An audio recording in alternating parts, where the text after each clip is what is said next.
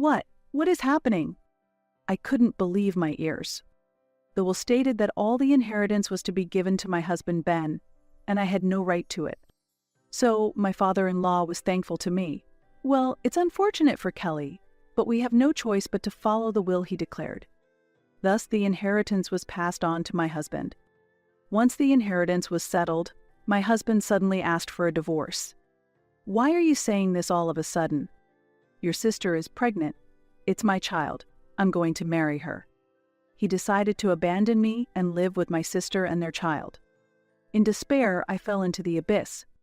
However, doubting the content of the will, I decided to investigate thoroughly. As a result of the investigation, I discovered shocking facts. My husband then kneeled on the floor, begging for forgiveness. But I have no intention of forgiving my husband and sister. They were destined to hit rock bottom. I am Kelly, currently 32 years old. My father was the CEO of a leading company, and I work there. My sister Sarah is a year older than me and has always been popular due to her beautiful and cheerful nature. On the other hand, I have always been uncomfortable with aggressive men and intense emotions, and I had little experience in love. Concerned about me, my best friend Mia invited me out. There's a mixer happening soon. Do you want to come? I'm not really good with that kind of thing. What are you saying? We're already in our late 20s. Let's go. Reluctantly, I was dragged to the mixer where I met Ben, who was 2 years older than me. He worked as a salesperson in a real estate agency. The moment I heard he was a salesperson, I prejudged him to be annoying and overbearing. However, talking to him turned out to be easy because he was sincere and calm, which helped me overcome my discomfort with men. Surprisingly, I found it easy to talk with Ben, and before I knew it, we started dating, and after a year, we got married. Even after our marriage, I continued to work at my father's company. Here, Kelly. This is a box of oranges. Please take them home. Such a large amount. Can I really have them? It's fine. We appreciate kind young people like you. Kelly, you really are great at your job. It's not just because you're the boss's daughter. You're truly amazing. People often praised me and gave me gifts such as fruits.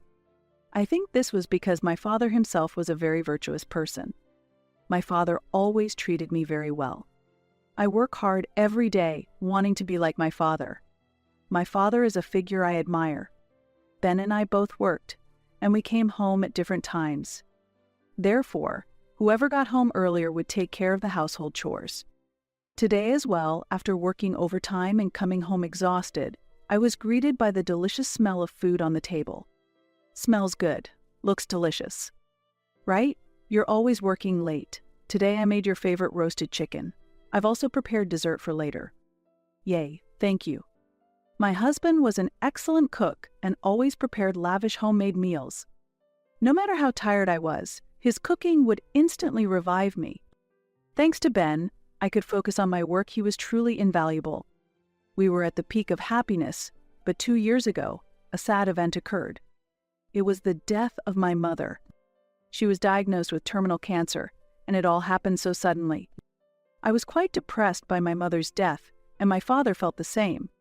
At work, my father acted bravely, so I didn't notice at first, but one day, when my husband and I visited my parents' house after a long time, it happened.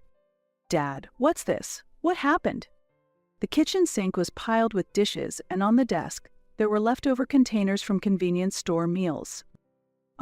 Work has been so busy I don't have the energy to cook, and I keep thinking how delicious Mom's meals were. My father was smiling, but I could tell that his smile was forced. My mother was a homemaker and took care of everything at home. I had never seen my father cook, and it was the first time I saw him so downcast. What are you talking about? You work late every day, and it's understandable that you don't have time for household chores. Plus, Mom was perfect at taking care of the house. But store meals every day. That's worrying. It's not good for your health. It's okay. Sorry to make you worry. As my father began to clean up, his back looked very lonely. Hearing this conversation, Ben spoke up. Dad, if you like, why don't you live with us? Really, I enjoy cooking, and I can get off work by 6 p.m. every day. I also have the option to work from home. It wouldn't be a big change just to add one more person. Ben smiled confidently at my father. I can't impose myself on a newlywed couple. What are you saying? I want a drinking buddy too. Ben. Thank you so much, I'm really happy. Tears were overflowing from my father's eyes. And so, our life together with my father began. After we started living together, I found out that my father used to leave the house at 7 a.m. every day and come home around 10 p.m. Maybe it was because he was the CEO, he had quite a demanding job. For such a father, my husband Ben and I made sure to have dinner ready by the time he returned from work. It's been a while since I had a homemade meal. It's really the best. Delicious. He was in tears as he said that. It seemed my father had become more sensitive. Instead of us cooking, my father started to take care of cleaning and laundry. As my husband promised, he and my father often drank together while watching TV. Perhaps wanting to drink with my husband, my father started to finish work earlier. Before we knew it, my father had regained his smile. Looking back, that might have been the happiest time for me.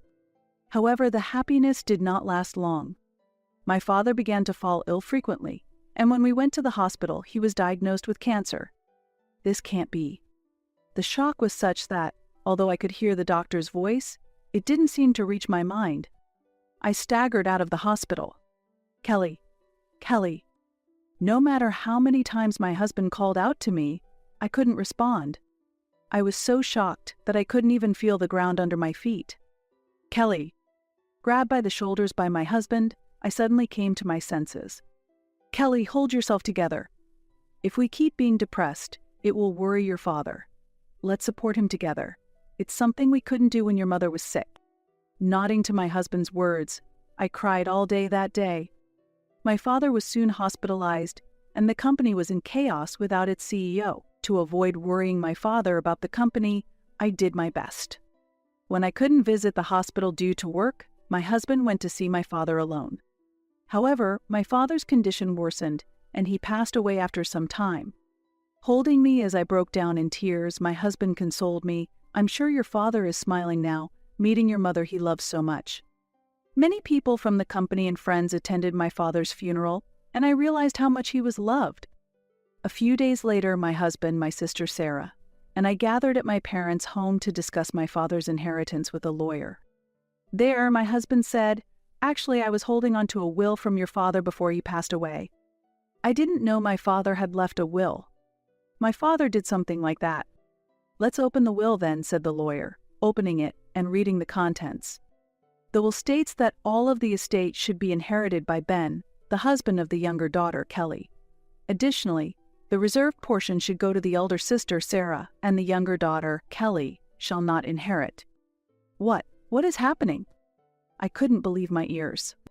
Why would I not inherit anything? I couldn't believe that my father would leave such a harsh document. Isn't that strange? Contrary to my shock, my husband was not surprised at all. So, my father-in-law was thankful to me. Well, it's unfortunate for Kelly, but we have no choice but to follow the will he declared.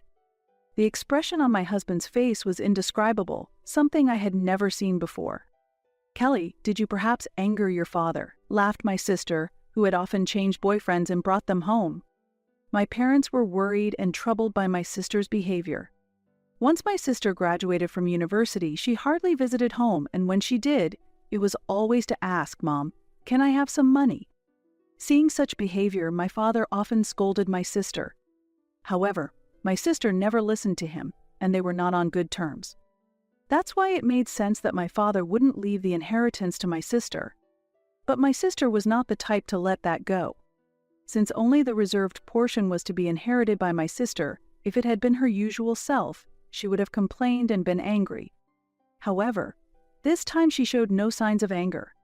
Anyway, since the will states that Kelly cannot inherit, you have to renounce the inheritance. That can't be. I wanted to deny that my father would say such a thing, but since it was written in the will, I could say nothing. In the end, we proceeded according to my father's will, and the inheritance was passed on to my husband. According to the lawyer, the total amount of the inheritance was $5 million. I was surprised to hear the amount, but it was characteristic of my frugal father. There were parts of the inheritance that I couldn't accept, but I decided to believe that my father had his reasons. After the inheritance, my husband's attitude began to change drastically. "I won't be coming home today." "Ha, that's rare. Where are you going?" "It doesn't matter." My husband coldly brushed me off and left the house. After that, he stopped preparing meals and began staying out 2 to 3 nights a week. After my father passed away, I was grieving, and I couldn't keep up with my husband's sudden change in behavior. A few days later, "Please divorce me." Ben suddenly said such a thing, leaving me speechless and unable to respond. "What? Your sister is pregnant." "That's why I'm asking for a divorce." I couldn't understand at all. It was the first time I heard from Ben that my sister was pregnant, but what does her pregnancy have to do with our divorce? "I'm sorry, I don't understand what you mean. The child in Sarah's womb is mine. We will raise the child together in this house from now on." His words hit me like a thunderbolt. "What? You've been having an affair? And with my own sister?" "Well, yes, it would be an affair. I'm going to live with Sarah starting today, so Kelly, please leave." "What are you saying? How can I just leave all of a sudden?" Click. Just as I was about to unleash my anger at him with great momentum, the sound of the front door opening interrupted me. With the door opening, a loud "I'm home" could be heard. "I'm home? Didn't Ben tell you? From now on, for the sake of the baby, I want to live in a spacious house. Ben inherited this house, and as his future wife, it's natural for me to live here, right? Sarah, do you even realize what you've done? You're the worst. I can't believe this. It's your fault for having him stolen from you. If you didn't want that to happen, you should have held on to him more." "What?" She showed no remorse, instead mocking and starting to laugh at me. "Stop fighting. Does this man even realize why we're fighting?" Anger was boiling up inside me. "Anyway, Kelly, just leave. If Sarah gets stressed, it's not good for the baby, and I've already filled out the divorce papers, so submit them to the courthouse. Do you realize how selfish you're being?" I shot a sharp look at Ben, who shrugged for a moment, but soon calmed down by looking at my sister. It felt disgusting. Can't help it, right? I've been taking care of your father all this time, and maybe she fell in love with me. Ugh. It's pathetic for an old flame to butt in. Just leave already. The two of them chuckled together. And then Ben demanded divorce. "Sign the papers." Leaving those words behind, he slammed the door shut, and I was thrown out of the house. Ben chose to abandon me and marry my sister. While crushed by grief, I started walking. That day, I contacted my best friend Mia and arranged to stay at her house for a few days. While staying at Mia's place, I searched for a single apartment and signed a contract for it. I told Mia everything that had happened. "I can't believe something like that happened. It's the worst." "But doesn't it seem strange? Would your dad really do that?" "You're right. It might be worth investigating." We decided to request a handwriting analysis. Fortunately, having worked at the same company as my father, there was plenty of material available to identify his handwriting. Also, relying on a contact of Mia's, I decided to hire a lawyer. As we continued to investigate, I grew suspicious of my husband's sister and the lawyer who had opened the will. 1 month later, once all the investigation results were in, I went to the house with a lawyer I knew. "Excuse us. Hey, what are you doing here? You've really done it, haven't you? I see right through you, so let me explain now. Sarah, sit down there." My ex-husband and sister nervously took their seats, and my lawyer and I also sat down. "Let me get straight to the point. We've investigated the will. As a result of our investigation, the will you prepared is invalid." "What?" Their faces turned pale. They knew what they had done. A will needs a signature and a date of creation. Did you know that? Most importantly, this will has been forged. We conducted a handwriting analysis, and it was not written by your father. The lawyer spoke calmly and reliably. "That can't be. You're lying. Stop lying." Suddenly, my ex-husband stood up and started to make a scene. "Hey, calm down." My sister desperately tried to stop him. "Anyway, this will is invalid, so you two will not inherit anything from your father. It's a lie. It must be a lie." Holding his head, My husband Ben crouched down. You really fooled me, huh? I can't believe you forged Dad's will. I've already reported this to the police. The police? Why would the police get involved? Forgery of private documents is a serious crime. Did you really forge it without knowing that? Your head is in the clouds. Stop. I was wrong. Please, forgive me. Ben pressed his forehead to the floor, prostrating himself in front of me. I let out a deep sigh. Forgive you? There's no way I could. You had an affair with my sister and forged a will to try to take the inheritance. You're despicable. At that moment, the doorbell rang. Ding dong. What now? At a time like this, Ben said as he went to the door. And there stood a police officer.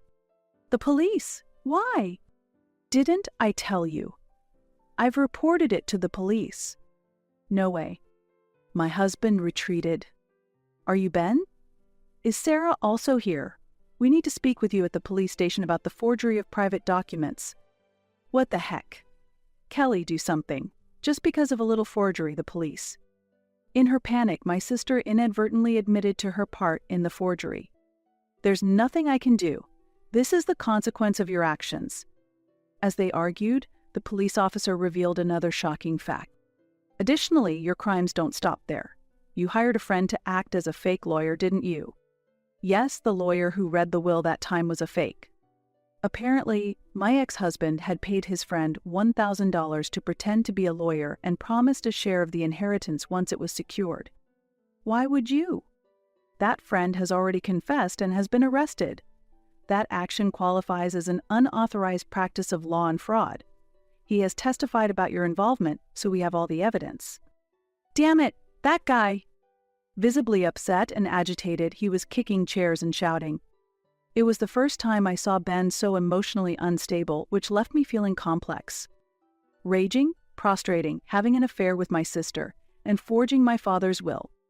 The man I believed was my destiny turned out to be a total scoundrel. I once truly loved him.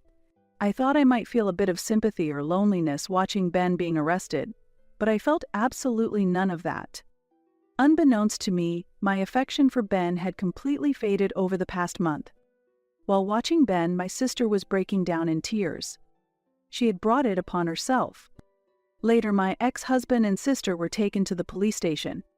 The two were arrested for forging the will and hiring a friend to provide false testimony. I was thinking about what would happen to my sister's unborn child, but it was no longer my concern. As for me, I became the heir to the estate and inherited $5 million in cash. Through this experience, I learned about the harshness of life and also discovered my own strength. Despite being betrayed and hurt, I had the courage to pursue the truth and was able to achieve justice because of it. As a result of the trial, my ex-husband Ben and my sister Sarah both received actual prison sentences. The charges of forgery and fraud were serious, and both of them were sentenced to several years in prison. I am to become the aunt of my sister's child, but I am not yet ready to face this. Maybe one day, when the child grows up, the day will come when I can tell the truth. Inheriting such a large sum of money has transformed my life. However, through this ordeal, I've learned that there are things more important than money.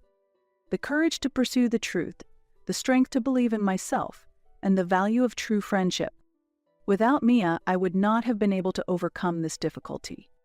I have taken over my father's position at his company.